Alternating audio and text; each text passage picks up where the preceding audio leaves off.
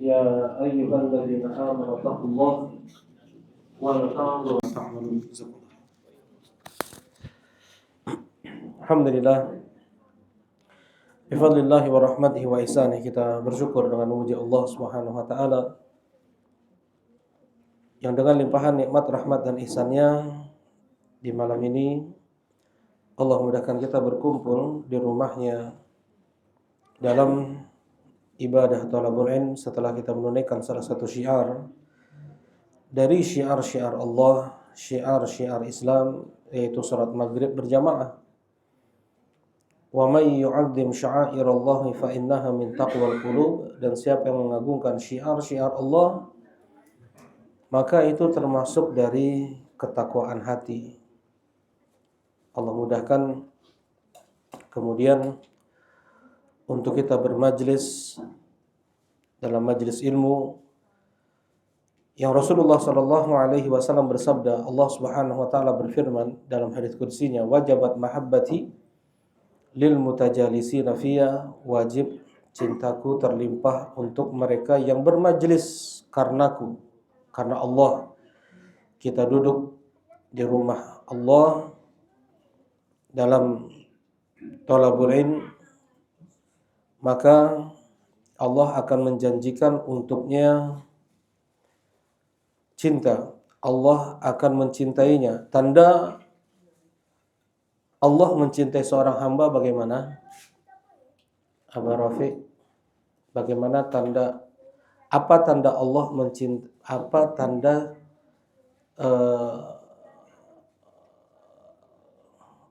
seorang hamba dicintai oleh Allah?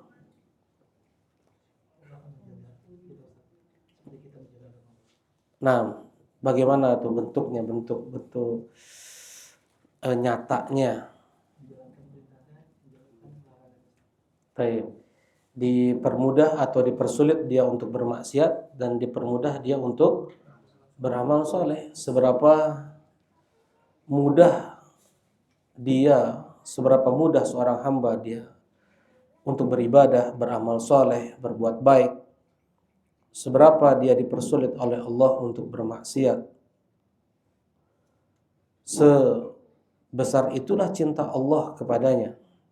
Dan apabila dimudahkan dia untuk melakukan maksiat, dipersulit dia untuk melakukan ibadah, nah setipis itulah cinta Allah kepada muslim tersebut. Ya. Nah, mudah-mudahan Allah terima amal ibadah kita dan mudah-mudahan menjadi sebab dipermudahnya langkah kaki kita menuju surga Allah Subhanahu wa taala. Allahumma amin ya rabb. Baik. Insyaallah kita akan melanjutkan kajian kitab Qawaid al-Arba', 4 landasan pokok dalam mengenal kesyirikan. Nah, kaidah yang pertama, ada bisa menyebutkan? Adil bisa? Iya. Kaum musyrikin Quraisy, mereka meyakini Allah sebagai pencipta, sebagai pengatur, sebagai pemberi rezeki, tapi mereka tidak menyembah Allah sebagai Tuhan yang disembah satu-satunya. Dengan itu Rasulullah tetap perangi mereka. Jazakallah khair. Jadi hanya mengimani Allah satu-satunya pencipta saja tidak memasukkan seseorang ke dalam Islam. Ya. Kenapa mereka kok diperangi oleh Allah? Karena mereka masih menyembah selain Allah. Ya, dan itu yang disebutkan dalam kaidah yang kedua. Kenapa kok mereka diperangi oleh Allah? Innahum yaqulun ma da'awnahum wa tawajjahna ilaihim illa li talabil qurbah wa syafa'ah. Mereka mengatakan, tidaklah kami berdoa kepada mereka, mempersembahkan ibadah kami kepada mereka, kecuali agar mereka bisa mendekatkan kami kepada Allah dan agar mereka bisa memperantarai kami dengan Allah. Ya, bisa memperantarai. Mereka meyakini orang-orang soleh tersebut tinggi derajatnya di sisi Allah, sehingga ketika hajat kita disampaikan kepada mereka, berdoa kita kepada orang yang sudah mati, orang soleh, mereka orang mati tadi bisa menyampaikan hajat kita kepada Allah, sekalipun mereka tidak meyakini bahwasanya orang soleh itulah yang memberi mereka rizki, kesembuhan. Tidak, Allah yang memberikan mereka rizki, Allah yang memberikan mereka kesembuhan. Orang soleh tersebut hanya perantara saja, hanya syafaat saja, memperantarai saja. Dan itulah hakikat kesyirikan yang terjadi di zaman Nabi SAW dan yang terjadi di zaman para nabi sebelumnya, yaitu kaum Nabi Nuh dan yang lainnya. Jadi mana yang lebih parah tingkat kesyirikannya? Ketika seseorang berdoa kepada mayit soleh, menjadikan mayit tersebut sebagai perantara antara dia dengan Allah untuk menyampaikan hajat-hajatnya dengan meyakini Allah yang memberikan dia rizki, kesembuhan, kemenangan, keselamatan, kesuksesan. Atau yang kedua, meyakini bahwasanya mayit soleh tersebutlah yang bisa memberikan rizki, kesembuhan, keselamatan, kesuksesan. Mana yang lebih parah tingkat kesyirikannya, Bang Felis? Yang kedua. Dan itu terjadi pada mereka sekarang ini yang menyembah kubur sekalipun mengucapkan 2 kalimat syahadat nih. Perbuatannya lebih buruk daripada orang-orang musyrikin di zaman Nabi SAW. Ya, nah perbuatannya sama persis. Insyaallah kita lanjutkan pembahasannya biar lebih jelas apa yang dimaksud dengan kaidah yang kedua ini. Wasyafa'atu, qala Asy-Syaikh Muhammad ibn Abdul Wahhab An-Najdi rahimahullahu taala, wasyafa'atu syafa'atan, syafa'atun manfiyatun wa syafa'atun musbatatun. Fasyafa'atul manfiyah ma kana tutlab min ghairillah fima la yaqdir alaihi illallah. Wad-dalil qauluhu ta'ala ya ayyuhalladzina amanu anfiqu mimma razaqnakum min qabli an ya'tiya yaumun la bay'un fihi wala khullatun wala syafa'ah wal kafiruna humudz zalimun. Wa syafa'atul mutsbatah hiya allati tutlab min Allah. Nah, syafaat itu ada dua. Ada syafaat yang tidak dibenarkan di dalam Islam, manfiyah, ditiadakan, yang tidak dibenarkan di dalam Islam, bahkan dihukumi syirik. Ada syafaat musbatah yang ditetapkan di dalam Islam. Ya, syafaat yang benar ada nanti di akhirat sesuai dengan ayat Al-Qur'an dan hadis Nabi. Syafaat yang ditiadakan, ya, syafaat yang tidak dibenarkan di dalam Islam, maka tutlab min ghairillah, yaitu yang diminta kepada selain Allah, seperti yang dilakukan oleh orang-orang musyrikin Quraisy, seperti yang dilakukan oleh kaum Nabi Nuh. Ya, mereka menjadikan orang soleh sebagai perantara antara mereka dengan Allah. Ya, syafaat ini sudah disampaikan belum ya pada pertemuan lalu? Apa arti? Belum ya? Syafaat itu adalah at-tawassut lil ghair lijalbil manfa'ah aw lidaf'il madarrah. Syafaat itu adalah memperantarai orang lain untuk mendapatkan manfaat atau terhindar dari madarat. Memperantarai orang lain agar mendapatkan manfaat atau terhindar dari madarat. Dan ini syafaat berlaku di dunia juga di akhirat. Nah, kata Allah, may yashfa' syafa'atan hasanatan, siapa yang memberi syafaat yang baik untuk dia pahalanya. Ya. Dan siapa yang memberikan syafaat yang buruk, yang itu dosa, maka dia mendapatkan bagian dari dosanya. Contohnya, ketika di dunia kisah Barirah. Ada yang tahu siapa Barirah? Barirah Mughith.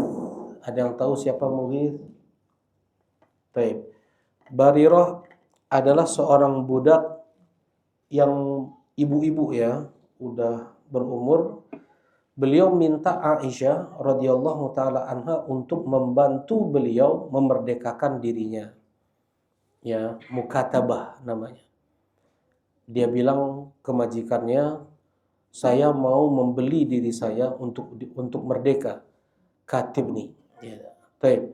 Mintalah Barirah ini kepada Aisyah untuk membantu Barirah agar merdeka, dibantu.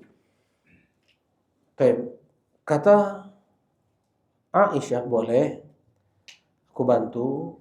Ini yang ini panjang hadisnya. Baik.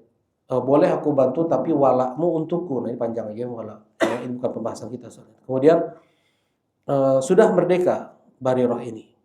Ketika Barirah merdeka, maka di dalam Islam Barirah atau seorang budak wanita yang sudah merdeka diberi pilihan. Boleh dia untuk tetap bersama suaminya yang seorang budak atau lepas tali pernikahannya.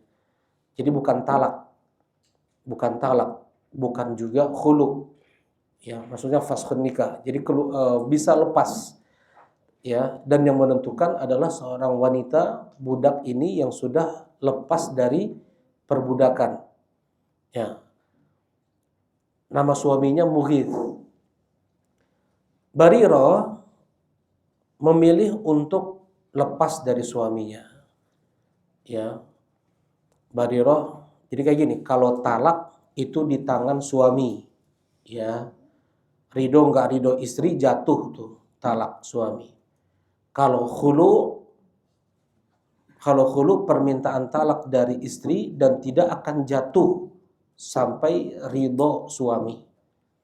Sampai suami memberinya atau dipaksa oleh pengadilan agama untuk memberikan khulu. Nah, kalau fasakh yang tadi ini dia memang keputusan juga di tangan budak perempuan ini untuk bisa lepas dari suaminya yang masih seorang budak.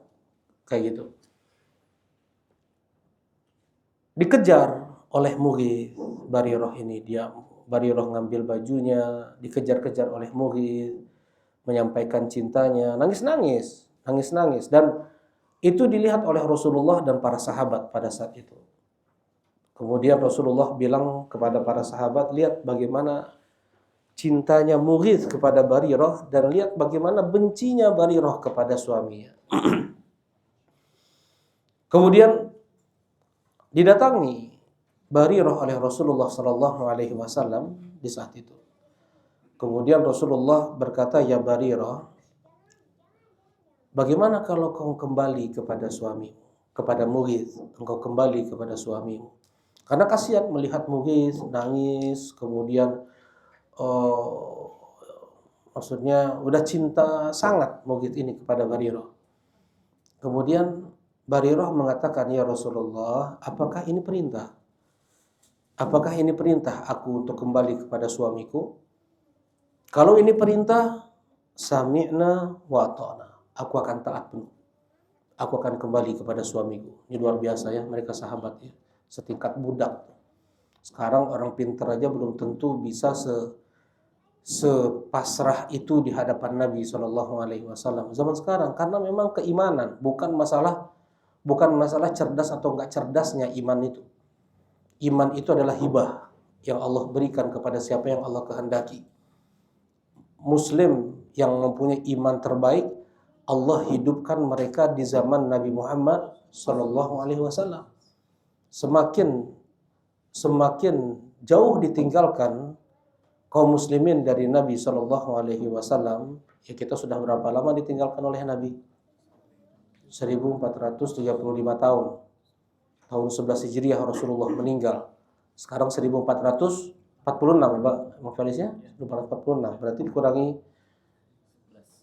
11 kan 1435 tahun. Wala yatil amil walladzi ba'dahu syarrun min. Tidak datang satu tahun kecuali yang setelahnya lebih buruk daripada yang sebelumnya. Jadi keadaan kaum muslimin kita ini masih subhanallah sangat bersyukur kepada Allah atas nikmat Islam, nikmat tauhid, nikmat iman.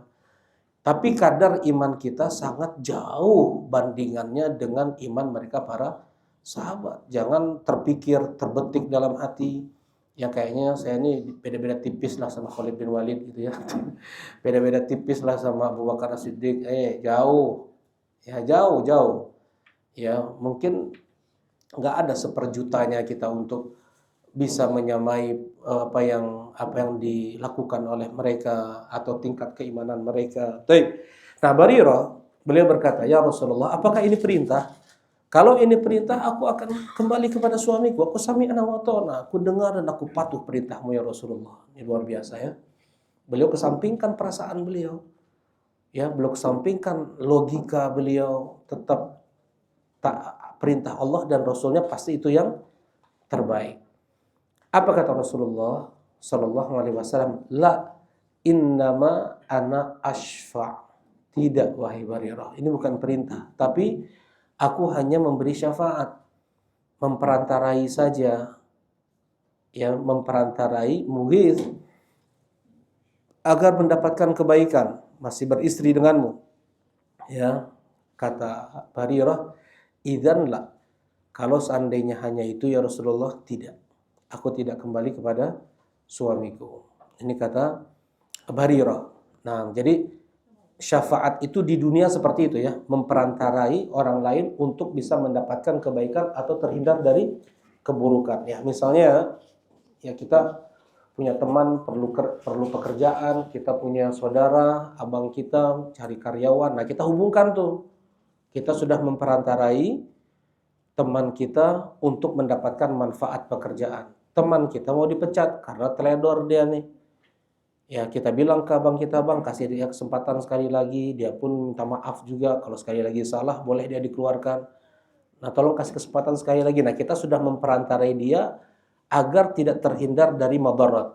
Jelas ini ya. Nah, ini syafaat bisa melakukan. Kalau itu kebaikan, kita dapat pahalanya.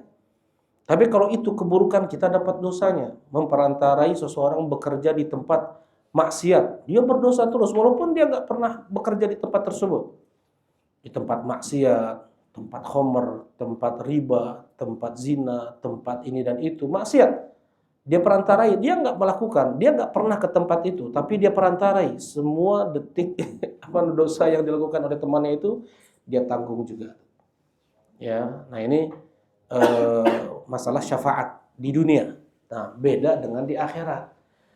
Kalau di akhirat, qul lillahi syafa'atu jami'ah. Katakanlah milik Allah syafaat itu seluruhnya. Milik Allah syafaat itu seluruhnya.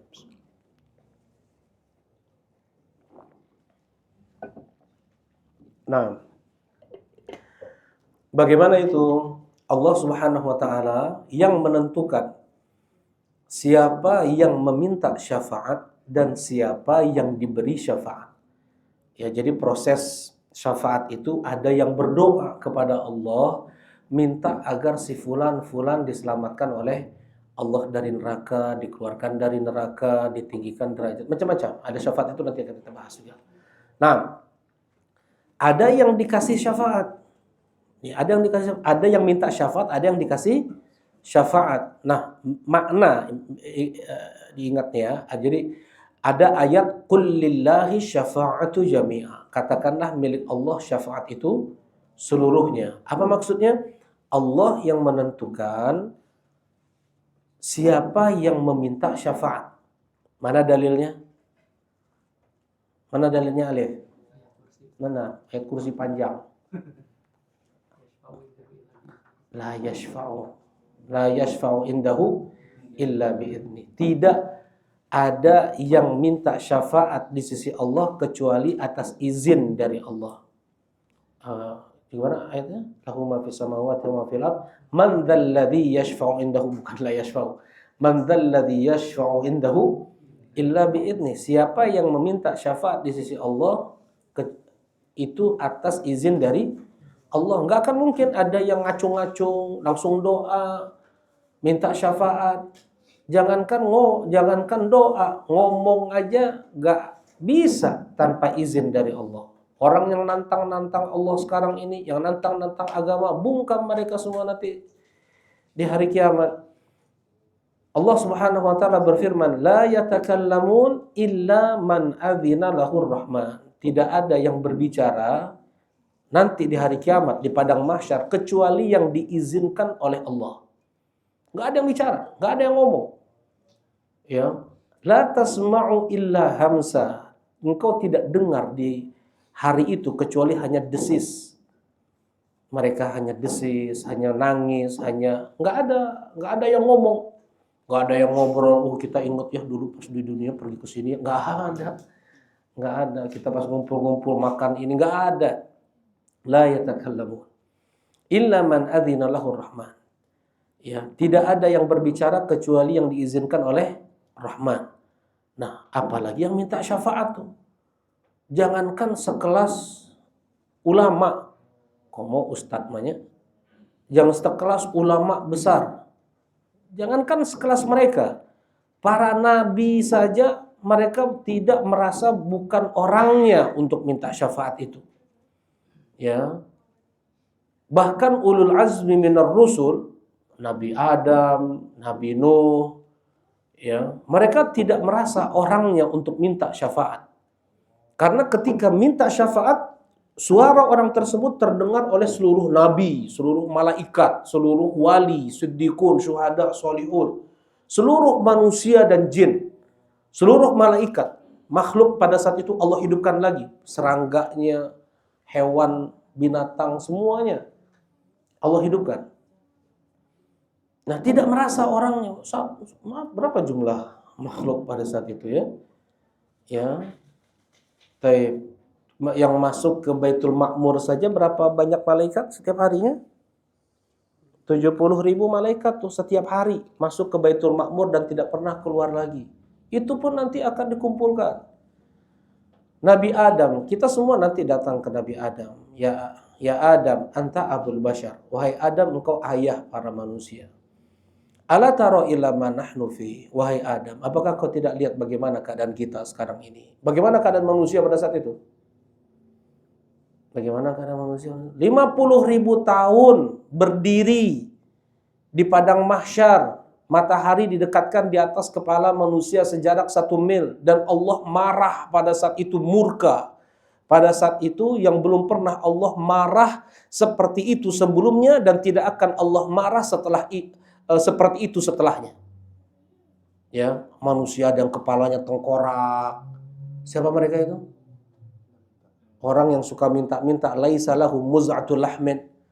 Ya, ada orang yang dibangkitkan dalam keadaan kerdil sebesar semut. Siapa mereka itu? Al-mutakabbirun, orang-orang yang sombong, angkuh di dunia. Ada yang dibangkitkan dalam keadaan mulut mereka semberbak wangi. Siapa mereka itu? As-shaimun. Ada yang mereka dikalungkan. Wah, pakai kalung gede kalungnya teh. Tanah. 7 lapis tanah. Di kalungnya nih, dikalungkan 7 lapis tanah. Siapa mereka itu? Yang mencuri tanah 1 jengkal, 1 mili, 1 mili, 1 senti. Gimana yang berhektar-hektar tuh? Ya, man dzalama qida shibrin minal ard tuwiqahu fi sab'i aradin. Siapa yang mendolimi tanah orang sejengkal saja, ini bukan sejengkal itu berarti kalau kurang sejengkal mah teranawan gitu ya, bukan. Ya mungkin orang dulu yang paling kecil ukurannya adalah sejengkal. Kalau kita sekarang ada semili senti itu, tuwiqahu akan dikalungkan 7 lapis bumi ke bawah di lehernya. Terus dia kayak gitu. Ada yang mengambil, ada yang ngegendong sapi, ada yang ngegendong unta, lahu khuwar. Teriak-teriak tuh. Sapinya digendong sama dia banyak. Siapa mereka? Ya, apa tadi? Bukan. Siapa? Yang ngegendong. Ngegendong sapi, kambing, unta. Nah, digendong. Mereka petugas zakat. Petugas dari Nabi SAW, dari pemerintah yang menerima fee, komisi dari konsumen, korupsi. Ya, kata Rasulullah SAW, apa? Allah musta'an. Ghulul, hadaya al-ummal ghulul. Hadaya al-ummal ghulul. Hadiah untuk para pekerja atau para ummal ini lebih pada pekerja pemerintah, ya. Orang pekerja dia udah digaji. Gulul itu adalah korupsi. Ya Rasulullah, ini harta zakat yang kau tugaskan aku untuk mengambilnya. Kalau ini hadiah nih. Mereka ngasih hadiah ke aku waktu aku ke sana. Aku bilang saya petugas dari Nabi SAW untuk mengambil zakat kalian. Mana? Oh ini zakat kami. Nah ini untuk antum nih. Kalau ini untuk antum, ya ini untuk antum nih, pribadi antum. Datang ke Rasulullah. Ya Rasulullah, ini zakat. Kalau ini yang mereka hadiahkan kepadaku. Kata Rasulullah SAW, ada orang kayak gini. Gimana kalau sekarang kayak gini? Dia bakal dapat hadiah nggak kalau nggak ditugaskan oleh Nabi? Enggak. Dan dia sudah dapat bagiannya oleh Rasulullah SAW. Udah ada upahnya, udah ada gajinya. Ya, gimana? Nah, kata Rasulullah SAW, jangan sampai aku melihat kalian membawa unta, menggendong sapi, menggendong kambing, dan mereka bersuara nanti di hari kiamat. Siapapun, sekalipun, apapun, sekalipun itu 1 biji jarum, datangkan. Itu adalah ghulul, itu adalah korupsi, kata Rasulullah SAW. Ada juga yang di padang mahsyar, selama 50.000 tahun disetrika. Bagian depan tubuhnya, bagian belakang tubuhnya, kedua sisi tubuhnya. Gitu terus, setrika terus. Ya, siapa mereka itu? Yang tidak mengeluarkan zakat. Ada yang ditanduk, ada yang digigit, ada yang diinjak oleh ribuan ekor untanya. Siapa mereka itu yang tidak mengeluarkan zakat? Ternak. Ya, nah keadaan manusia seperti itu selama 50.000 tahun, tahan nggak? Ya, belum lagi keringat manusia, ada yang sampai betis, ada yang sampai pinggang, ada yang yuljimuhu iljaman, sudah sampai ke mulut. Iljam itu lijam itu apa, tali kekang yang dimasukin ke mulut dan ke hidung binatang. Nah, keringat itu yuljimuhu iljaman, kata Rasulullah SAW, sudah sampai ke mulutnya. Nah, keadaan manusia pada saat itu nggak tahan. Ya, bahkan orang kafir aja mereka ingin segera masuk neraka karena mereka merasa neraka lebih ringan daripada padang mahsyar. Jadi dahsyat. Mereka datang, atau kita semua ada yang kaum mukmininnya yang apa tuh? Yang bertalbiyah, labbaik Allahumma labbaik. Mereka yang meninggal apa? Nah, mereka yang meninggal dalam keadaan muhrim. Ya, muhrim itu apa? Yang pergi ihram, umroh atau haji, meninggal. Nah, mereka bangkit bertalbiyah, labbaik Allahumma labbaik. Semua manusia datang ke Nabi Adam, ya Adam, anta abul bashar, engkau adalah ayah kami semua. Apakah engkau lihat keadaan kami sekarang ini? Bagaimana keadaan kita yang separah ini? Bagaimana kalau seandainya engkau berdoa kepada Allah, ya Adam, disegerakan pengadilan Allah. Ya, kata Nabi Adam, nafsi, diriku. Ya, aku yang harus lebih diberi syafaat, bukan aku yang minta syafaat, bukan aku orangnya. Aku sudah melakukan dosa, satu dosa selalu terngiang-ngiang, ya. Kita banyak dosa nggak pernah ingat, lupa bahkan dengan dosa. Nabi Adam satu dosa minta ampun, dah diampuni oleh Allah, bertobat sudah diterima tobatnya oleh Allah, masih itu teringat oleh beliau sampai hari kiamat. Aku makan buah yang dilarang oleh Allah. Pergi kalian kepada selainku. Pergi kita ke Nabi Nuh. Wahai Nuh, engkau adalah Rasul pertama Allah. Diulangi lagi ucapan kayak tadi sama. Apakah kau tidak lihat bagaimana keadaan kita sekarang ini? Kata Nabi Nuh, nafsi, diriku. Ya, aku sudah menyegerakan doa mustajabku ketika di dunia. Pergi kalian ke Nabi Ibrahim. Nabi Ibrahim, ya Ibrahim, anta khalilullah, engkau adalah kekasih Allah. Ya, kalau tadi Nabi Nuh, samakallahu abdan syakura, wahai Nuh, Allah namakan engkau sebagai seorang hamba yang bersyukur. Kalau Nabi Ibrahim, anta khalilullah, engkau adalah kekasih Allah. Ya, apa kalau tidak lihat bagaimana keadaan kita sekarang ini? Nabi Ibrahim alaihi salatu wassalam mengatakan, aku sudah dusta 3 kali dusta. dalam seumur hidup cuman berdusta 3 kali. Itu pun kata Rasulullah, dustanya semua karena Allah, bukan untuk kepentingan pribadi Nabi Ibrahim, bukan mendapatkan keuntungan pribadi Nabi Ibrahim. Ya, semuanya karena Allah. Nah, pergi kalian kepada selainku. Nabi Ibrahim coba tidak merasa beliau untuk meminta syafaat. Pergi kalian ke Nabi Musa. Nabi Musa, kita katakan anta kalimur rahman. Kalim ya, bukan kalam. Kalimur rahman. Engkau adalah orang yang diajak bicara oleh Allah. Kenapa kok Nabi Musa dijuluki kalimur rahman? Ya, karena Allah berbicara langsung dengan Nabi Musa. Kan ada yang berbicara langsung dengan Nabi Musa yang lain seperti Nabi Adam, Nabi Muhammad, kan langsung.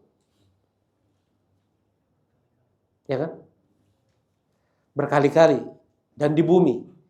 Berkali-kali dan di bumi.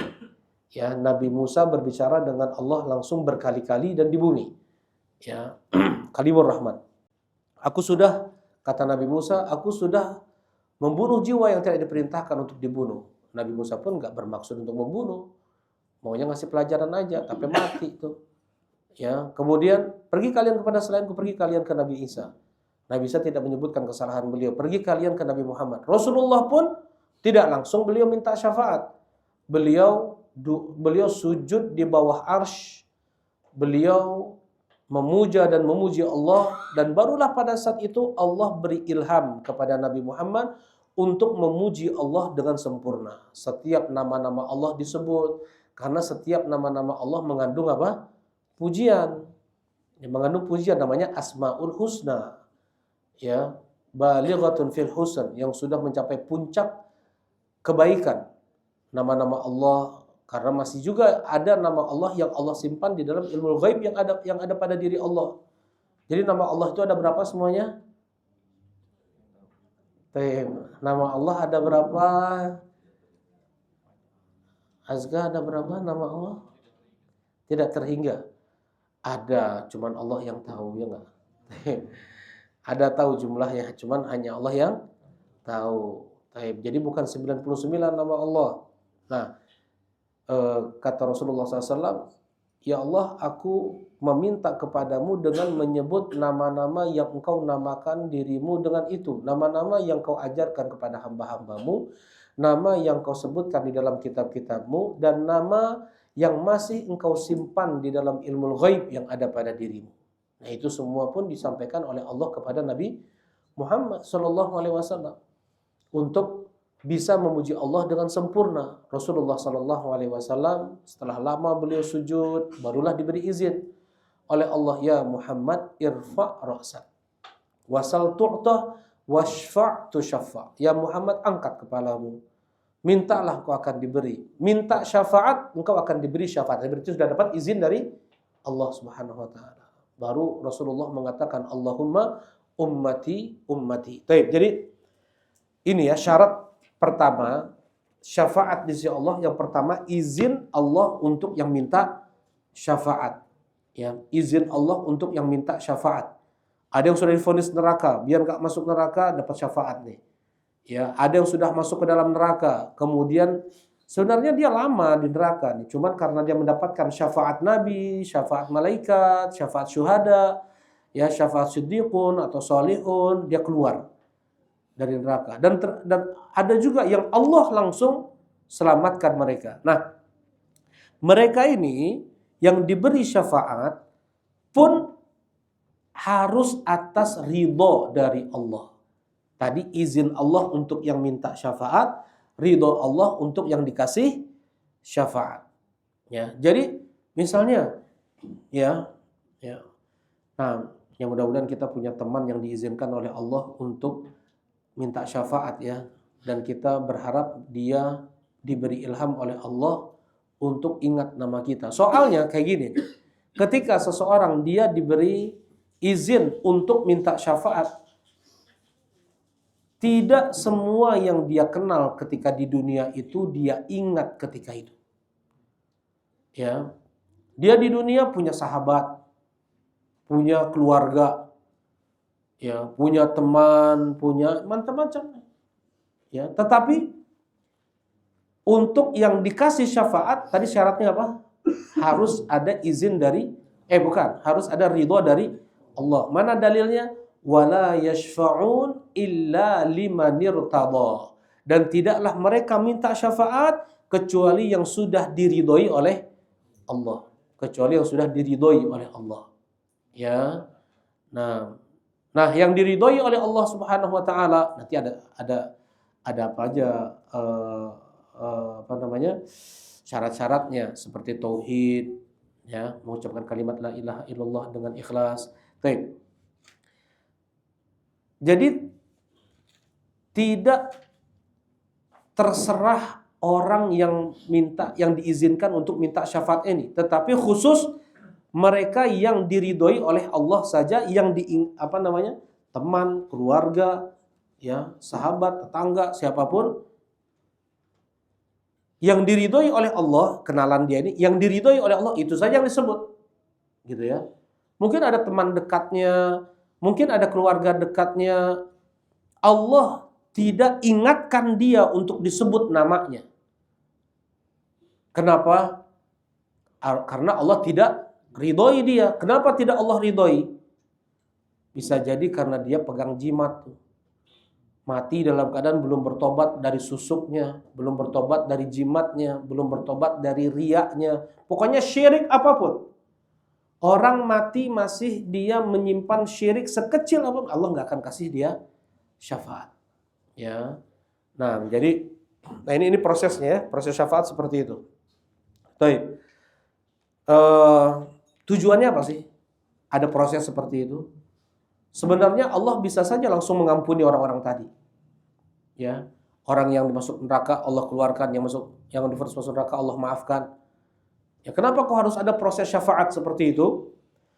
Wasyafi' mukarram bisyafa'ah. Orang yang diizinkan minta syafaat, dia dimuliakan dengan pemberian izin dari Allah untuk minta syafaat.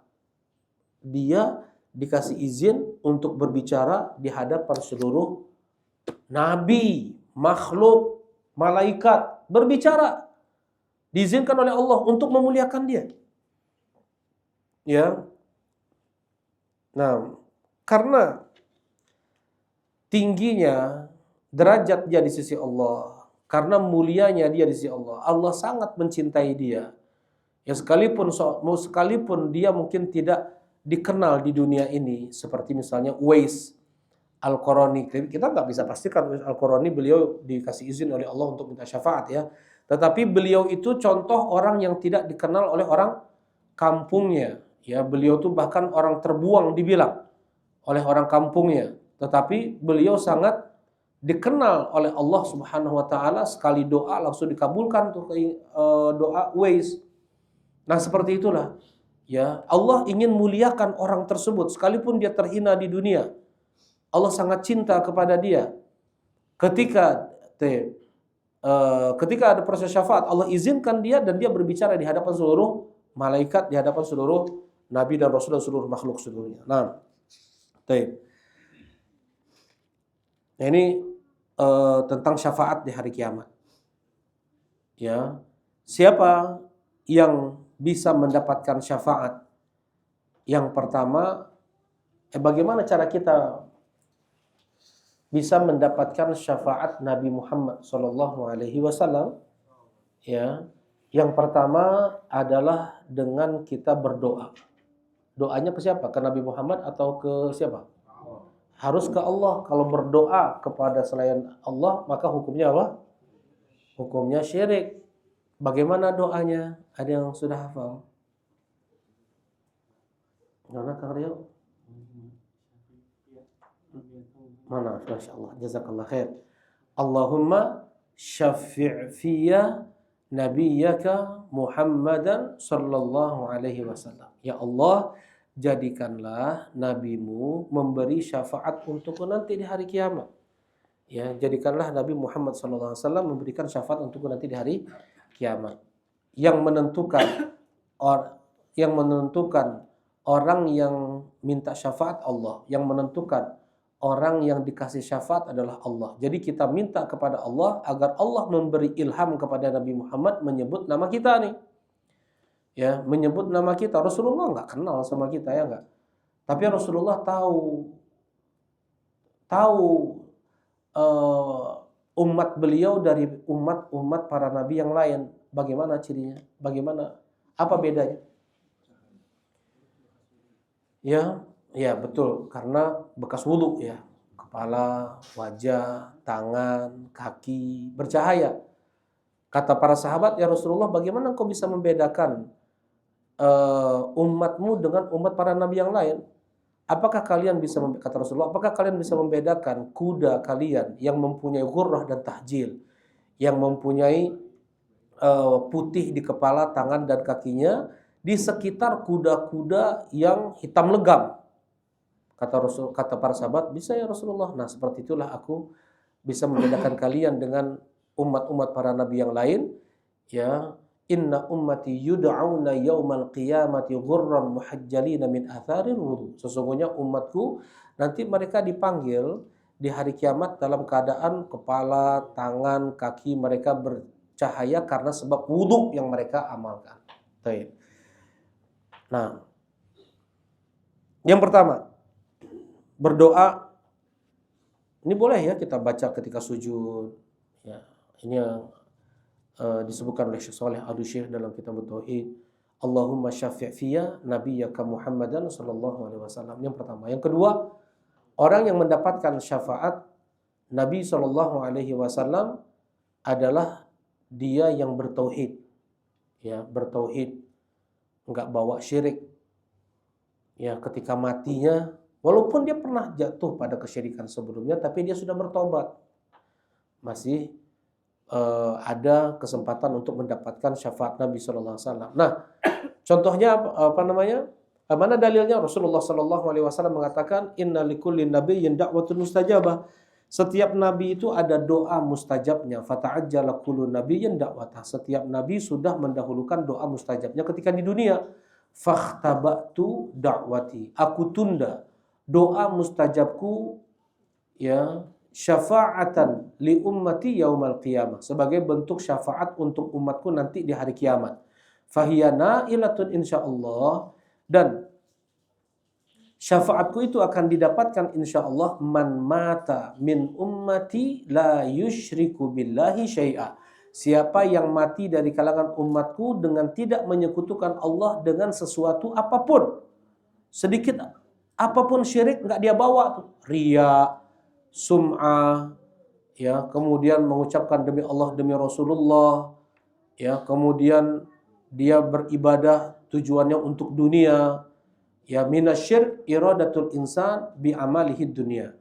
Termasuk dari suatu kesyirikan seseorang beramal untuk tujuan dunia, ya. Di antaranya disebutkan oleh Syekh Shalih Al-Syekh, salat untuk sehat. Ya, ada niatannya untuk sehat juga. Padahal tidak ada izin dari syariat untuk itu.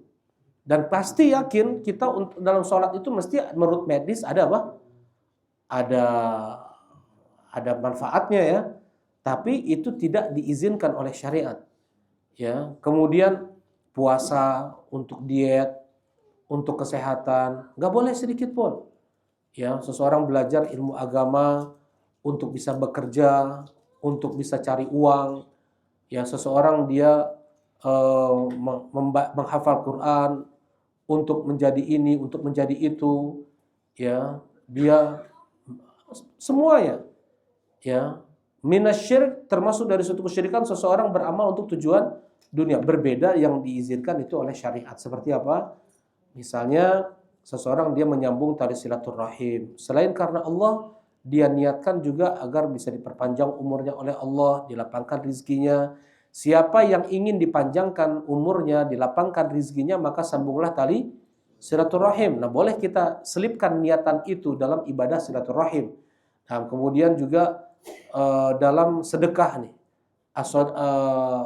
boleh kita niatkan ketika bersedekah itu untuk sembuh orang sakit kita. Misalnya ada keluarga yang sakit, kita bersedekah. Ya dawu mardakum bisadaqah. Kata Rasulullah SAW, obati orang sakit kalian dengan sedekah, kita bersedekah untuk Allah. Ya, kita persembahkan untuk Allah, dan boleh juga kita selipkan itu untuk agar apa? Allah berikan kesembuhan kepada saudara kita yang sakit, misalnya seperti itu. Alhamdulillah, insyaallah kita lanjutkan ba'da Isya. Assalamualaikum warahmatullahi wabarakatuh. Bismillahirrahmanirrahim. Assalamualaikum warahmatullahi wabarakatuh. Alhamdulillah wassalatu wassalamu ala Rasulillah. Amma ba'd, dan kita melanjutkan kajian kitab Qawaidul Arba', yaitu 4 kaidah untuk kita mengenal syirik. Nah, kita sampai tadi pada pembahasan amalan yang bisa menjadi sebab untuk mendapatkan syafaat Rasulullah sallallahu alaihi wasallam. Yang pertama, doa. Doanya harus ke Allah, ya, bukan doa ke Nabi Muhammad. Ya. Nah, sebagian orang doa minta syafaat ke Nabi Muhammad. Ya. Dan ini syirik. Berdoa kepada selain Allah berarti beribadah kepada selain Allah, yang Rasulullah SAW mengatakan ad-doa wal ibadah. Doa itu adalah ibadah. Berarti doa kepada selain Allah, beribadah kepada selain Allah. Nah, kemudian yang kedua apa?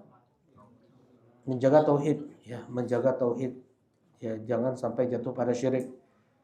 Nah, mengandalkan makhluk, bertawakal kepada makhluk, kemudian mengatakan ini kalau bukan karena antum, untung ada antum, itu adalah syirik. Ya, di zaman Abdullah bin Abbas mengatakan kalau bukan ya karena sawang ini angsa, kita bakal kemalingan tadi malam. Kalau bukan karena anjing penjaga, kita bakal kemalingan. Kalau bukan karena CCTV ini, kita bakal nah kayak itu. Ya, ini ucapan-ucapan syirik, mengandung kesyirikan. Baik. Dan kitab yang terbaik membahas tentang ini apa? Kitab Tauhid, ditulis oleh Syekh Muhammad bin Abdul Wahhab An-Najdi rahimahullahu taala. Beliau menyebutkan perincian syirik, baik yaitu bentuknya ucapan atau perbuatan. Nah, yang ketiga, dari amalan yang bisa kita tempuh lakukan untuk mendapatkan syafaat Nabi sallallahu alaihi wasallam adalah mengucapkan la ilaha illallah dari relung hati kita yang paling dalam, ikhlas karena Allah Subhanahu wa taala. Ya, kata Rasulullah sallallahu alaihi wasallam ketika beliau ditanya, "Man as'adun nas bi syafa'atik?" Ya Rasulullah, siapa orang yang paling beruntung, yang paling bahagia mendapatkan syafaatmu di hari kiamat? Rasulullah menjawab, as'adun nas bi syafa'ati man qala la ilaha illallah khalisan min qalbi. Ya, orang yang beruntung, yang bahagia mendapatkan syafaat di hari kiamat adalah dia yang mengucapkan la ilaha illallah dengan ikhlas dari hatinya. Jadi bukan hanya di mulut dia mengucapkan la ilaha illallah, sampai masuk ke dalam hati. Sampai masuk ke dalam hati. Ya, misalnya orang-orang Khawarij, mereka hafal Quran, ya, kata Rasulullah, salat mereka mengalahkan salat kalian wahai sahabat, puasa mereka mengalahkan puasa kalian wahai sahabat, bacaan Quran mereka mengalahkan bacaan Quran kalian wahai sahabat. Tetapi la yujawiz taraqiyahum, Quran mereka itu tidak melampaui tenggorokan mereka. Ya, hanya sampai tenggorokan aja. Demikian pula banyak orang berzikir hanya sampai tenggorokan aja, nggak sampai hatinya. Ya, ketika hati sudah masuk ke dalam hati kalimat la ilaha illallah, maka idza shalahat shalahal jasadu kulluh, maka akan menyebar juga kepada seluruh tubuhnya. Ya, apabila baik hati tersebut, maka baik pula lah seluruh tubuhnya. Dia akan mudah untuk mengingkari kesyirikan. Ya, dia akan tahu kalau seandainya kalimat ini, perbuatan ini mengandung kesyirikan. Itu kalau kalimat la ilaha illallah tersebut sudah masuk ke dalam hati itu. Ya, mana mungkin ada orang yang dia ikhlas mengucapkan la ilaha illallah, masih ada syiar-syiar kesyirikan di rumahnya atau masih dia pakai.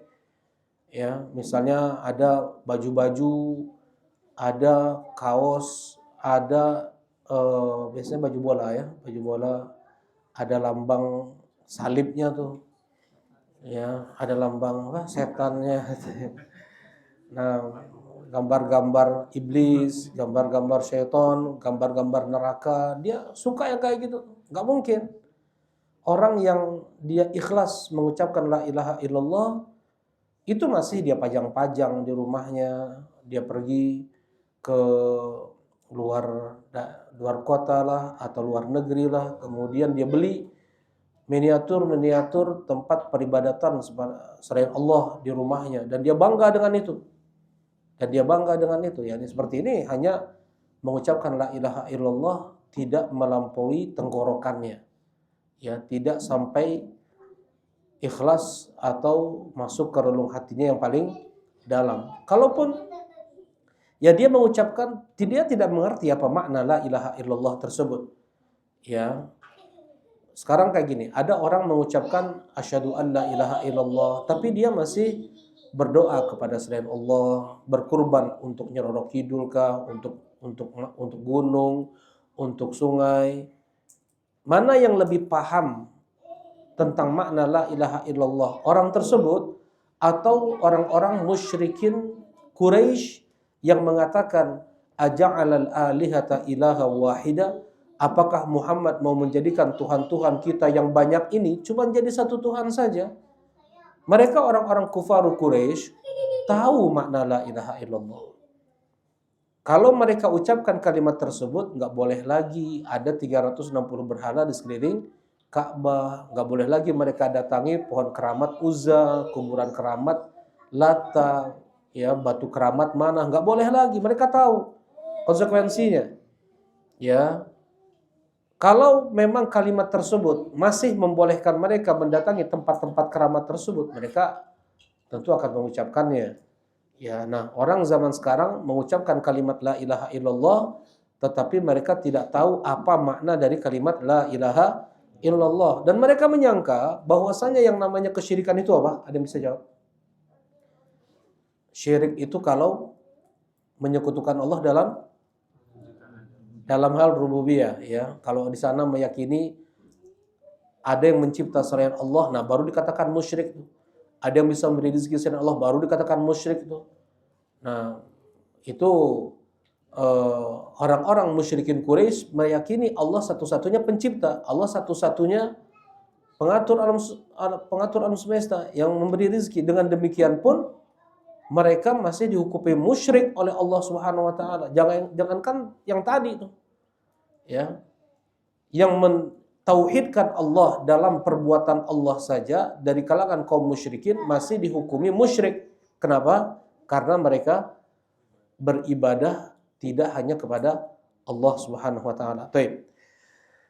Nah, ini yang ketiga, yang keempat adalah menjawab adzan, ya, menjawab adzan, mendoakan al-wasilah untuk Rasulullah sallallahu alaihi wasallam. Ya, kata Rasulullah sallallahu alaihi wasallam, "Man sa'aliyal wasilah halat lahu syafa'ati yaumal qiyamah." Siapa yang mendoakan untukku wasilah, maka halal untuknya syafaatku nanti di hari kiamat. Kita berdoa, Allahumma rabba hadhihi da'watit tammah wassalatil qa'imah ati Muhammadanil wasilah. Ya Allah, berikanlah untuk Nabi Muhammad al-wasilah.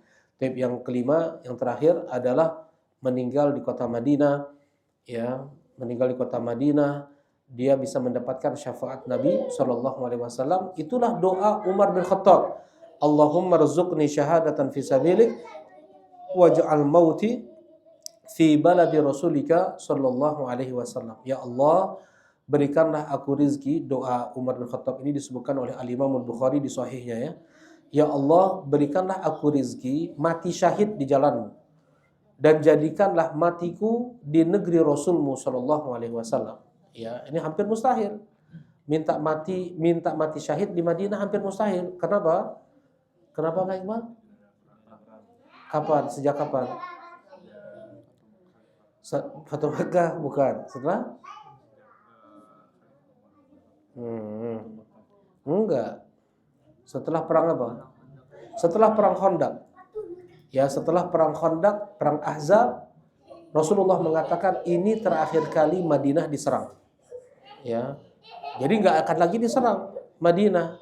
Nah, tapi tidak ada yang mustahil di sisi Allah Subhanahu wa taala. Umar bin Khattab dibunuh oleh seorang majusi, berpura-pura ikut sholat di belakang Umar bin Khattab sholat subuh, kemudian menikam Umar bin Khattab dengan 3 tikaman belati beracun. Ya, 3 hari setelah itu barulah meninggal Umar bin Khattab. Nggak langsung meninggal Umar bin Khattab. 3 hari setelah itu meninggal. Baik. Nah ini amalan-amalan yang bisa menjadi sebab seseorang mendapatkan syafaat Nabi Muhammad Sallallahu Alaihi Wasallam. Baik, ini syafaat yang atau meyakini ya adanya syafaat di hari kiamat untuk para pelaku dosa besar agar mereka diampuni oleh Allah, dimasukkan ke dalam surga. Istilahnya apa? Jahannamiyun. Jahannamiyun, ex jahannam. Ya, alumni Jahannam, ya, masuk neraka Jahannam terlebih dahulu, kemudian mereka dikeluarkan dari neraka Jahannam karena syafaat. Sebagian karena syafaat dari Nabi, syafaat malaikat, syafaat kaum mukminin. Nah, ini akidah ahlu sunnah wal jamaah. Berbeda dengan orang-orang khawarij, Mu'tazilah. Ada kelompok menyimpang khawarij dan Mu'tazilah. Khawarij itu siapa? Mereka yang suka mengkafir-kafirkan para pelaku dosa besar, pemerintah, memberontak mereka, menghalalkan darah, sampai membunuh Utsman bin Affan, membunuh Ali bin Abi Thalib. Kalau setingkat Utsman bin Affan mereka kafirkan, Ali bin Abi Thalib mereka kafirkan, apalagi pemimpin-pemimpin selain mereka. Karena nggak mungkin ada pemimpin yang akan lebih baik atau setara dari Ali bin Abi Thalib atau Utsman bin Affan, kan begitu? Oke, jangankan kayak gitu, spesies jenis seperti ini, sekalipun Rasulullah Shallallahu Alaihi Wasallam yang menjadi pemimpin, yang menjadi apa istilahnya presiden gitu ya, apakah akan tetap ada spesies itu? Spesies kita bilang, karena Rasulullah bilangnya kilabun nar, jadi spesies ya, anjing-anjing neraka Rasulullah bilangnya. Akan tetap ada. Kalau Rasulullah menjadi Presiden Republik Indonesia, apakah masih tetap ada orang yang menghujat-hujat Nabi Shallallahu Alaihi Wasallam? Mana dalilnya? Dzul Khuwaisirah At-Tamimi. Jadi Dzul Khuwaisirah itu ada 2. Ya, Dzul Khuwaisirah itu ada 2. Ada satu Dzul Khuwaisirah At-Tamimi, satu Dzul Khuwaisirah Al-Yamani. Nah, yang jahat, yang jahat ya, yang pencetus Khawarij adalah Dzul Khuwaisirah At-Tamimi. Nah, dia yang bilang di hadapan Nabi dan banyak para sahabat beliau pada saat itu, "I'dil ya Muhammad, wallahi ma hadil kismah ma urida fiha wajhullah." Berlaku adillah kau ya Muhammad. Demi Allah pembagian yang kau lakukan ini tidak karena wajah Allah. Kau hanya mencari wajah manusia. Ya. Rasulullah dibilang kayak gitu gimana? Ya. Kita dibilang antum gak ikhlas ya sholatnya tadi. Antum gak ikhlas ya sedekahnya. Itu ya, seperti itu ya. Ini Rasulullah, beliau komandan perang pada saat itu, pemimpin negara beliau pada saat itu. Dan ada di belakang beliau 13.000 pasukan. Berani orang Dzul Khuwaisirah ini mengatakan, berlaku adillah kau ya Muhammad. Demi Allah, demi Allah pembagian yang kau lakukan ini tidak mengharapkan wajah Allah dan kau hanya inginkan wajah manusia saja. Naudzubillah ya. Sampai Umar bin Khattab geram, ingin sekali membunuh orang ini. Berkata Umar bin Khattab, "Ya Rasulullah, da'ni adrib unuqah." Ya Rasulullah, berikan aku izin untuk memenggal kepala orang ini. Kata Rasulullah SAW, jangan. Ya, jangan. Kemudian Rasulullah berdoa, "Rahimallahu Musa, laqad udiya bi aktsar min hadza fasabar." Demi Allah, mudah-mudahan Allah Subhanahu wa taala merahmati Nabi Musa, beliau sudah diuji lebih daripada yang aku rasakan dan beliau bersabar. Baik.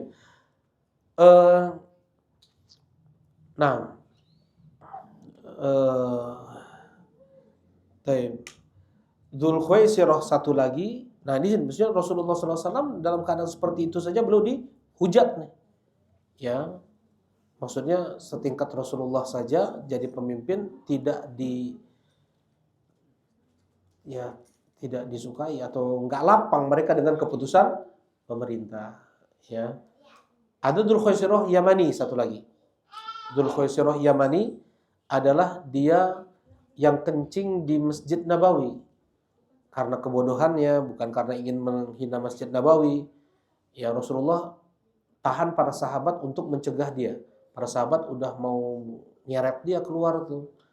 Kata Rasulullah, biarkan. Kalau dicegah, kalau ditahan, kalau diseret akan tambah lagi tersebar air kencingnya kemana-mana. Kalau disuruh tahan akan sakit pada si A'rabi ini, namanya Dzul Khuwaisirah Al-Yamani. Nah, sampai dia berkata, Allahumma arhamni wa Muhammadan wa la tarham ma'ana ahada. Ya Allah, sayangilah aku dan Muhammad, dan jangan engkau sayangi kepada selain kami berdua. Taib, laqad hajarta wasi'an, kata Rasulullah SAW. Nah, ini Dzul Khuwaisirah Al-Yamani. Taib, kita kembali ya. Nah, syafaat tadi sudah disampaikan, prosesnya seperti itu, dan tujuannya adalah untuk memuliakan orang yang meminta syafaat, ya. Baik. Dan syafaat yang ditiadakan atau yang tidak dibenarkan di dalam Islam adalah syafaat kaum musyrikin yang mereka meminta syafaat tersebut kepada selain Allah. Ya, kalau kita kan minta syafaat kepada Allah, menjadikan Nabi Muhammad sebagai perantara antara kita dengan Allah untuk menyelamatkan kita ya dari vonis atau dari dosa besar yang kita lakukan. Naudzubillah, ya, andaikan kita divonis neraka, dimasukkan ke dalam neraka, naudzubillah. Nah, itu yang kita harapkan, Rasulullah menjadi perantara antara kita dengan Allah Subhanahu wa taala. Nah, mereka ini menjadikan orang-orang musyrikin Quraisy menjadikan manusia sebagai perantara antara mereka dengan Allah. Itulah syafaat yang dilarang. Kemudian fima la yaqdir alaihi illallah, untuk sesuatu yang tidak dimampui oleh Allah kecuali hanya oleh Allah. Minta kesembuhan, ya, minta rizki, ya, minta sukses, kemenangan, keselamatan kepada selain Allah. Nah, yang seperti ini hukumnya syirik. Baik. Nah, kita masuk kaidah yang ketiga. Ini penting. Al-qaidatu tsalitsah anna an-nabiyya sallallahu alaihi wasallam dhahara ala unasin mutafarriqina fi ibadatihim. Minhum man ya'budul malaikah wa minhum man ya'budul anbiya was solihin wa minhum man ya'budul ashjar wal ahjar wa minhum man ya'budu syamsa wal qamar wa qatalahum Rasulullah sallallahu alaihi jami'an wa lam yufarriq bainahum. Nah, kaidah yang ketiga, Rasulullah sallallahu alaihi wasallam beliau berada di tengah-tengah orang yang berbeda-beda dalam peribadatan mereka. Ada yang menyembah malaikat, nanti disebutkan ayat-ayatnya.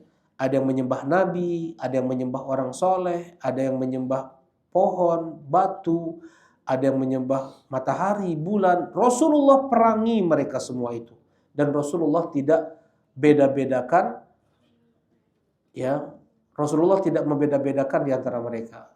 Misalnya yang menyembah Nabi Isa nggak apa-apa, yang menyembah Uzair nggak apa-apa karena mereka orang soleh, yang menyembah Nabi Hud nggak apa-apa karena Nabi. Yang saya perangi hanya yang menyembah batu. Apakah itu yang Rasulullah lakukan?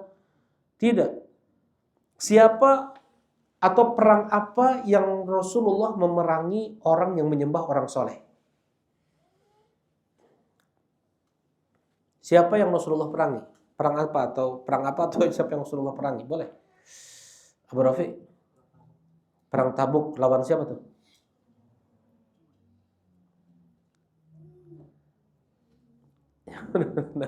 Betul jawabannya, perang Tabuk. Lawan siapa? Lawan siapa? Yang menyembah Nabi, betul. Nabi siapa yang disembah? Nabi siapa yang disembah? Perang Tabuk itu Rasulullah dengan siapa? Dengan Romawi, ya. Tabuk itu Rasulullah dengan Romawi, dan Romawi pada saat itu agamanya Nasrani. Mereka menyembah Nabi Isa alaihi salatu wassalam. Rasulullah perang Tabuk, tapi nggak jadi. Jadinya perang Mu'tah. Dan Rasulullah tidak ikut. Pada saat itu yang Rasulullah utus adalah Zaid bin Harithah, Ja'far bin Abi Thalib, kemudian Abdullah bin Rawahah. Mereka para komandan-komandan terbunuh di medan perang, sampai muncullah pedang dari pedang-pedang Allah, yaitu Khalid bin Walid, sehingga membawa kaum muslimin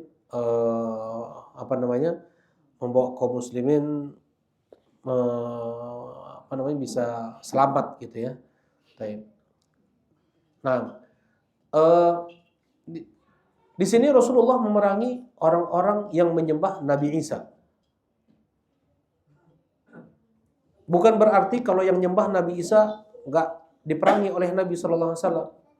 Mana yang lebih baik? Orang lebih baik, nggak ada yang baik sebenarnya. Mana yang lebih ringan menyembah Nabi Isa? Nggak juga ringan ya. Jadi istilahnya apa? Jadi ringan aja lah, nggak apa-apa. Mana yang lebih ringan? Orang yang menyembah Nabi Isa atau mana yang lebih berakal?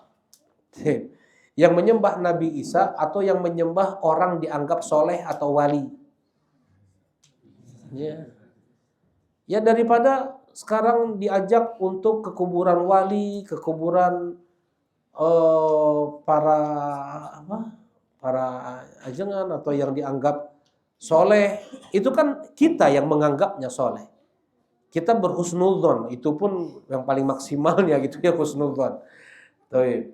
Kita nggak tahu isi hatinya. Ya ada orang-orang Kristen yang masuk Islam. Ketika mereka diajak untuk datang ke kuburan, meminta ke orang-orang soleh yang mati, para wali tersebut, mereka bilang, saya keluar dari agama Kristen karena saya tidak mau menyembah makhluk Nabi Isa. Ya, kalau saya melakukan apa yang kalian ajak sekarang ini, lebih baik saya masuk Kristen. Ya, menyembah Nabi, doa ke Nabi Isa, lebih berakal, lebih masuk akal daripada menyembah yang kalian anggap wali dan belum tentu mereka wali di sisi Allah Subhanahu wa taala. Nah, jadi Rasulullah SAW tidak membeda-bedakan mana yang menyembah Nabi, mana yang menyembah batu. Rasulullah samakan semuanya. Rasulullah perangi. Romawi menyembah Nabi Isa. Orang Yahudi menyembah siapa? Uzair. Musyrikin Quraisy menyembah siapa? Lata. Lata ini orang soleh nih. Orang solehnya gimana Lata? Ya dohirnya orang soleh. Dia ketika musim haji, dia bikin makanan untuk dibagi-bagigikan kepada para jamaah haji. Terus dia buat seperti itu. Kemudian mati, kuburannya dibikin nisan besar, disimpan juga batu di sebelah nisannya, kemudian dibuat halaman luas di depan kuburannya untuk orang-orang beriktikaf, bersemedi di sana. Kemudian mereka berkurban, ada juga untuk nyembelih kambingnya, menyembelih untanya, nyembelih sapi untuk Lat. Ya. Nah, orang-orang musyrikin Quraisy pun mereka menyembah orang soleh juga sebenarnya. Selain mereka pun menyembah batu, selain mereka menyembah pohon, kayu dan yang lainnya. Nah, jadi kayak gini nih, ya urutannya dari nomor 1 sampai nomor 3. Kaidah yang pertama tadi apa? Rasulullah memerangi orang-orang yang meyakini Allah satu-satunya pencipta. Itu tidak cukup untuk memasukkan mereka ke dalam Islam. Karena mereka tidak menjadikan Allah satu-satunya mereka ibadahi. Yang kedua, karena kenapa mereka diperangi oleh Rasulullah? Karena mereka mengatakan, tidaklah kami beribadah atau kami persembahkan ibadah kami kepada mereka kecuali agar mereka memperantarai kami dengan Allah Subhanahu wa taala. Nah, yang ketiga, ya, Rasulullah SAW tidak membeda-bedakan mana yang menyembah batu, mana yang menyembah Nabi. Rasulullah perangi semua. Nah, sekarang kayak gini. Sekarang seperti ini. Ini untuk membantah syubhat para penyembah kubur. Ketika kita bilang, Pak, jangan buat syirik, jangan jangan melakukan kesyirikan. Nah, dia bilang, mana saya syirik?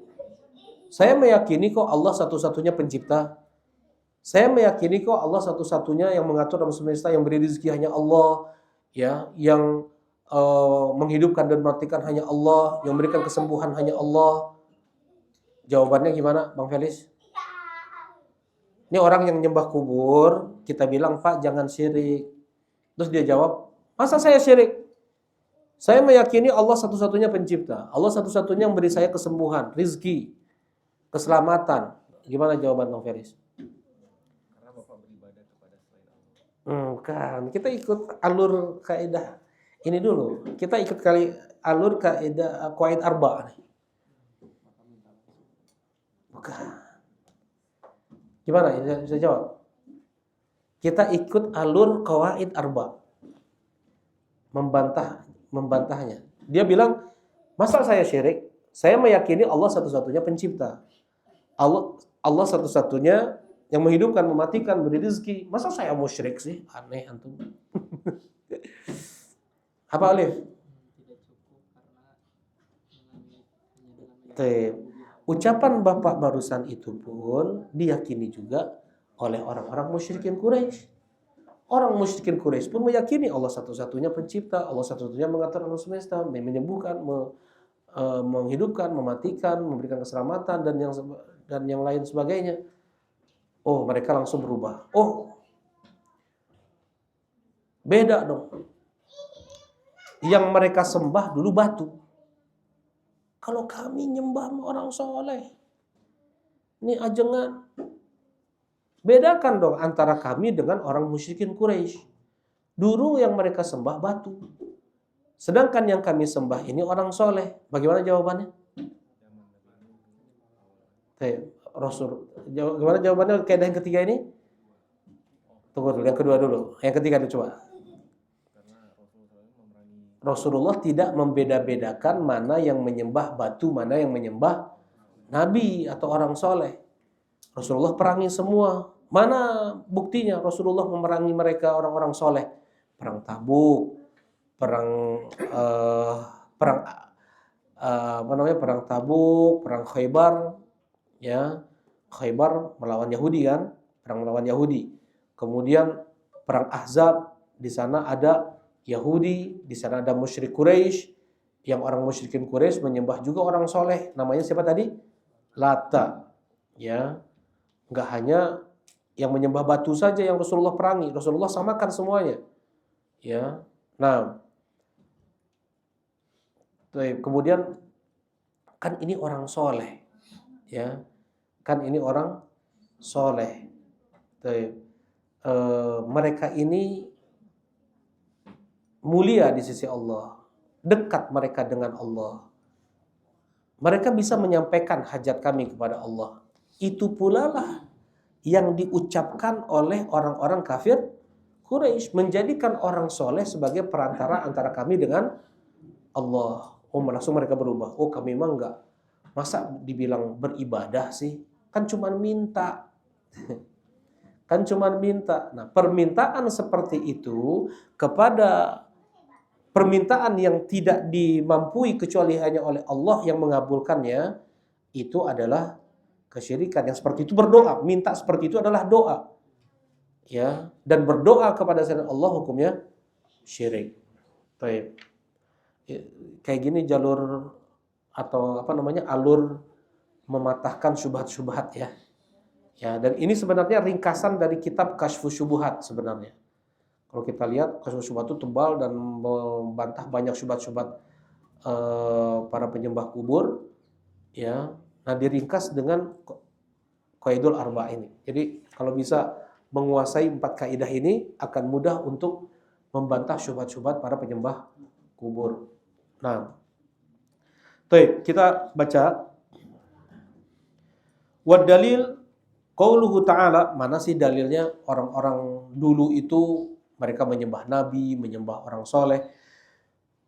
Nah, wa dalil qauluhu ta'ala wa qatiluhum hatta la takuna fitnah wa yakuna ad-din kulluhu lillah. Kata Allah Subhanahu wa taala, perangi mereka semua hatta la takuna fitnah, sampai tidak terjadi fitnah. Fitnah itu adalah kesyirikan. Ya. Dan menjadikan agama seluruhnya hanya milik Allah. Wa dalilu syams wal qamar qauluhu ta'ala wa min ayatihi al-lailu wan nahar wasyams wal qamar la tasjudu lisyamsi wal qamar wasjudu lillahi alladzi khalaqahunna in kuntum iyyahu ta'budun. Ya. Dalil ada orang yang menyembah matahari dan bulan.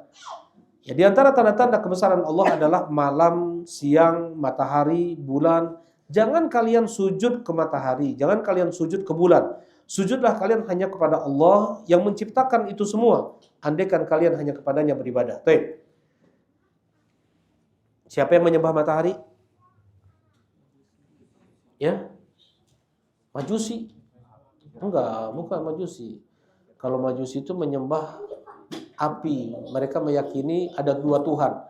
Tuhan cahaya dan Tuhan kegelapan. Tuhan cahaya menciptakan kebaikan. Tuhan kegelapan menciptakan keburukan. Makanya harus terus ada api abadi agar Tuhan kegelapan tidak menciptakan keburukannya. Itu Majusi ya, bukan matahari. Kalau ya, yang menjawab matahari siapa? Nah, Balqis, Ratu Saba. Ratu Saba ya, kita nggak bisa pastikan namanya adalah Balqis. Ya, nggak bisa kita bilang, misalnya kayak gini nih, saya kasih nama anak Balqis. Kenapa? Karena itu nama Ratu Saba, nggak boleh. Nggak boleh. Kenapa nggak boleh? Ya, kenapa? Oh ya. Nah, karena Israiliyat. Apa itu Israiliyat? Kisah-kisah Bani Israel yang kata Rasulullah tidak boleh kita benarkan, tidak boleh pula kita dustakan. Kalau kita yakini, karena nggak ada nama Bilqis itu di ayat Al-Quran atau hadis Nabi, kisahnya disebutkan. Untuk penamaannya tidak Habil Qabil, Israel, nama malaikat pencabut nyawa, kemudian Bilqis, ya nggak ada penyebutan nama tersebut, adanya di Israiliyat. Kalau kita yakini Bilqis itu adalah nama Ratu Saba, berarti kita sudah memaksiati Rasulullah Sallallahu Alaihi Wasallam dengan membenarkan cerita Bani Israel. Oh, saya emang ngasih nama anak Bilqis karena suka aja dengan nama, nggak ada masalah. Tapi kalau dia meyakini bahwasanya Bilqis itu adalah nama dari Ratu Saba, berarti dia sudah memaksiati Rasulullah Sallallahu Alaihi Wasallam. Ngasih nama Habil misalnya. Habil adalah anak Adam yang diterima kurbannya oleh Allah Subhanahu Wa Taala. Nah, demikian juga hukumnya. Ya, Israiliyat. Baik. Di sini atau yang menyembah matahari adalah mereka orang-orang Sabak. Sekarang ini nama daerahnya masih ada, nama daerah Ma'rib namanya. Yang Ma'rib dan di sana masih ada sekarang tempat peribadatan mereka itu dari zaman Nabi Sulaiman sampai sekarang masih ada. Cuma udah hancur ya. Altarnya atau bangunan-bangunannya sebagian tuh masih ada. Udah ada yang hancur. Nah, mereka menyembah matahari. Kalau Jepang tuh Shinto itu menyembah matahari juga, Pak. Ya, matahari ya. Nah, ada yang menyembah matahari. La tasjudu lisyamsi wala lilqamar. Ada yang menyembah bulan juga. Wa dalilul malaikah, dan dalil bahwasanya malaikat pun disembah juga selain Allah. Qauluhu ta'ala, wa la ya'murukum an tattakhidul malaikata wan nabiyyina arbaba. Dan juga dia tidak menyuruh kalian untuk menjadikan para malaikat dan para nabi sebagai Tuhan selain Allah. Siapa yang menyembah malaikat? Siapa yang menyembah malaikat?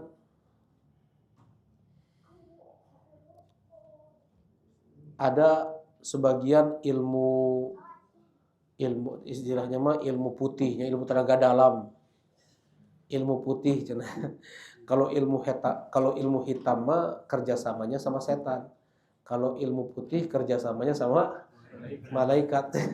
Anda pernah lihat sendiri, dia bilang kayak gitu. Ini Jibril nih, ya. Oh, ganti-ganti. Orang ini Mikail, ya. Memang melakukan gerakan, nggak mungkin itu dilakukan oleh manusia, nggak mungkin. Ya, gerakannya itu nggak mungkin. Ada yang menggerakkan dia gitu. Tapi dia bilang ini malaikat, ini Jibril, ini Mikail, bisa diubah-ubah.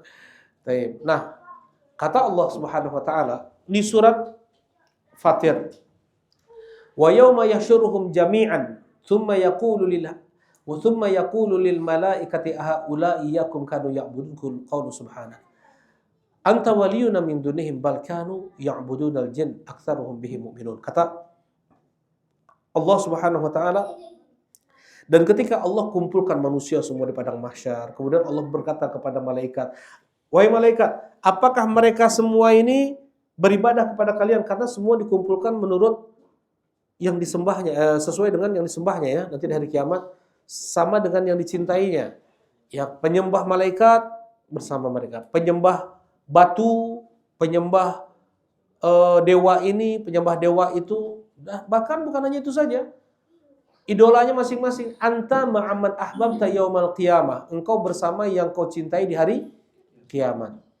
Yang suka, yang mengidolakan pemain bola kafir misalnya. Pemain bola kafir, peminum khamr, ya, kemudian pezina juga dikumpulkan bersama dia nanti di hari kiamat. Ya, dia mengidolakan artis ini kafir, ya fasik, ya pezina, peminum khamr, dia bersama dia nanti di hari kiamat. Anta ma'aman ahbabta yaumal qiyamah, kata Rasulullah SAW, engkau bersama yang kau cintai nanti di hari kiamat. Ya, nah para penyembah malaikat itu dikumpulkan, kemudian Allah bilang, wahai malaikat, apakah mereka itu berdoa kepada kalian, menyembah kalian? Kata para malaikat, maha suci engkau ya Allah, engkau adalah wali kami. Balkanu ya'budunal jin, mereka itu menyembah jin. Mereka yakin, ya, balkanu ya'budunal jin aktsaruhum bihi mu'minun, kebanyakan mereka beriman. Maksudnya mereka meyakini, ya mereka dikelabui oleh para jin, ya. Mereka mengatakan kami malaikat nih, ya pakai cahaya-cahaya, pakai sayap, ya ada yang sayapnya 2, ada yang sayapnya 3, ada yang sayapnya 4. Oke, malaikat bersayap, ya. Alhamdulillah fatir samawati wal ardi ja'ilil malaikati rusulan uli ajnihatin mathna wa thulatha wa ruba'. Ya, ada sayap malaikat 2, 3, 4. Baik. Nah, kemudian sebagaimana jin atau syaitan bisa mengelabui manusia di mimpi mereka mengaku Rasulullah. Rasulullah bisa ditiru nggak, diserupai nggak wajahnya oleh para setan? Nggak bisa tuh. Kata Rasulullah, kalau memang melihat Rasulullah di mimpi, memang betul-betul melihat Rasulullah, bukan melihat yang bukan hanya dimimpikan, memang betul-betul dia melihat apa? Rasulullah SAW. Tetapi banyak orang mimpi Rasulullah SAW. Oh, nah Rasulullah kayak gini, Rasulullah kayak gitu ya, pecinya gini, bajunya bagus, bajunya apa namanya, pakai baju koboi, ya.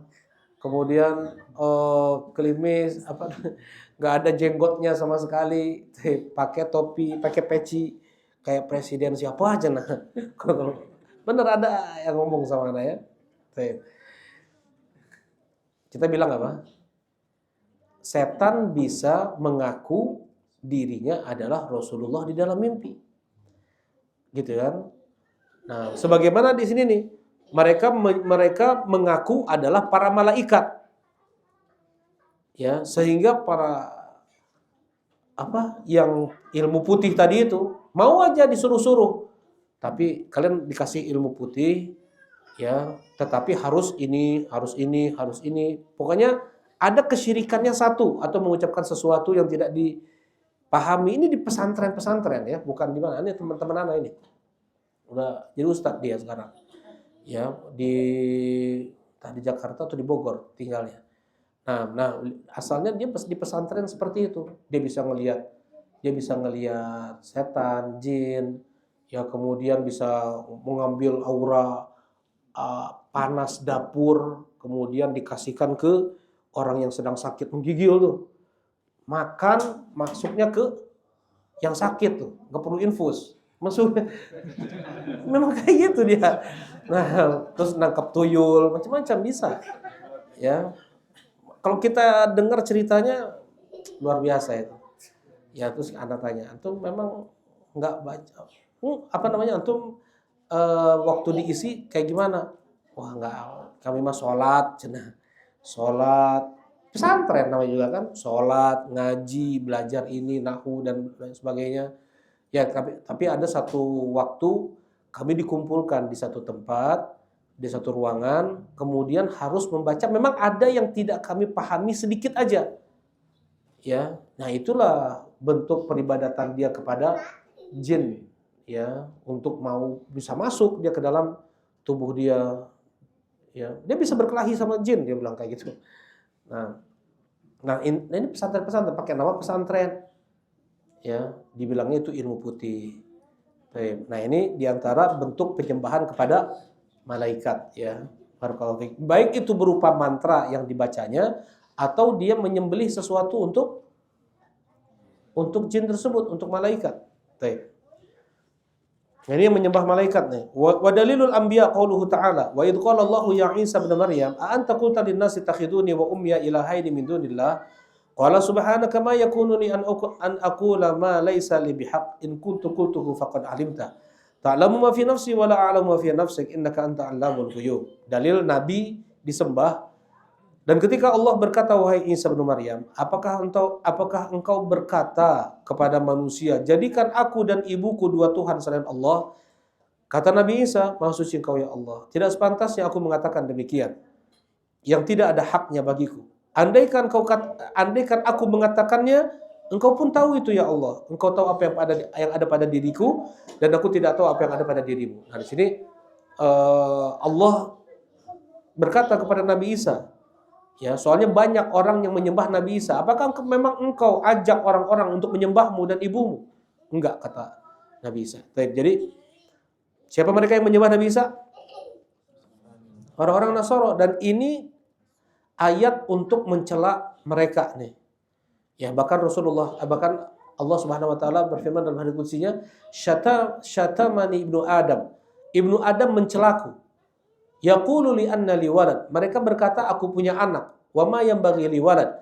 Dan tidak sepantasnya aku ini punya anak. Ya sampai Imam Ahmad rahimahullahu taala tidak mau melihat orang-orang Nasrani karena mereka para pencela apa? Mereka para pencela Allah yang mengatakan Allah punya anak. Baik. Ya, ada ulama masuk ke kumpulan pendeta, bagaimana kabar istri dan anak-anak kalian? Yang benar kalau ngomong, kami ini orang-orang suci, kami nggak nikah, apalagi punya anak. Kami orang suci nih. Gimana kalian sucikan diri kalian nggak nikah, nggak punya anak? Kalian katakan Rob kalian punya anak? Mereka mengatakan Allah punya anak kan? Mereka sendiri para pendeta ulamanya mensucikan diri mereka dengan tidak punya anak. Nah, ini bantahan untuk mereka yang mengatakan Allah punya anak. Baik. Nah, insya Allah kita sudah. Silakan, mungkin ada yang mau ditanyakan. Tafadhol. Silakan. Assalamualaikum Ustaz. Warahmatullahi Amin amin barakallahu fiik. Jazakumullah khair. Barakallahu fiik. Tadi Ustaz yang terkait syafaat dan juga sebagai perantara gitu. Dan kisah dari Bareiro dan juga Iya. gitu. Terkait dengan kondisi sekarang gitu. Nah. Saat ini kan ada yang namanya pencomblangkan lah gitu. Nah, ketika seseorang mencomblangkan, nah itu suatu afat itu tanpa tahu latar belakang dari yang dicomblangkannya ini. Yang penting pokoknya belum nikah, ini ada nih ikhwan, oh ini ada ikhwat ya, tanpa tahu latar belakang dari yang ditawarkannya ini. Nah, apakah itu juga akan kaidahnya sebaiknya seperti apa sih gitu? Karena ada juga kebanyakannya hanya sekedar menawarkan tanpa tahu yang penting ini ada nih gitu. Nggak boleh kayak gitu. Harus, jadi ya kalau dalam pernikahan itu yang pertama dilihat, jadi intinya akhlak dengan agama. Kata Rasulullah SAW, idza atakum man tardawna dinahu wa khuluquhu fazawwiju. Wahai para wali, orang tua yang punya anak gadis, wahai para wali lah, siapa mungkin pamannya, kakaknya, abangnya, andaikan datang kepada kalian seseorang yang baik agamanya, baik pula akhlaknya, nikahkan anak gadis kalian dengan laki-laki tersebut. Wa illa, kalau seandainya tidak kalian nikahkan, takun fitnatun wa fasadun arid. Kalau seandainya tidak, akan terjadi banyak kerusakan dan fitnah yang sangat luas. Nah, ini untuk dua belah pihak. Maksudnya seorang laki-laki dia mencari calon istri yang baik akhlak dan agamanya, agama dan akhlaknya.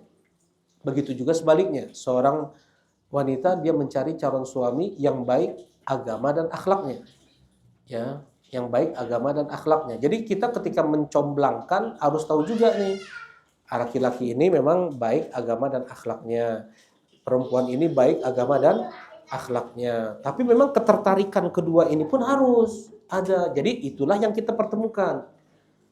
Nggak boleh kita tahu akhlaknya baik nih laki-laki nih, Kalau yang perempuan nggak baik akhlaknya, kita pertemukan jangan. Kita pertemukan, kita jadikan wasilah itu untuk cocok dari sisi fisik. Ya, dari sisi fisik. Syekh Muhammad ibn Shalih bin Utsaimin rahimahullahu taala mengatakan, yang pertama itu lihat fisiknya.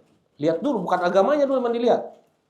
Malah dilihat dulu fisiknya. Ada nggak kecenderungan laki-laki ini kepada kepada wanita yang dilihatnya? Ada nggak kecenderungan hati? Nggak mesti harus cantik 90. Ada nggak ketertarikan hati? Ya, terkadang biasa tapi hatinya ada tertarik. Ya, dengan akhlak dan agamanya bisa 100 tuh. Ya. Tapi yang cantik luar biasa nggak ada akhlak, nggak ada agama, minus tuh.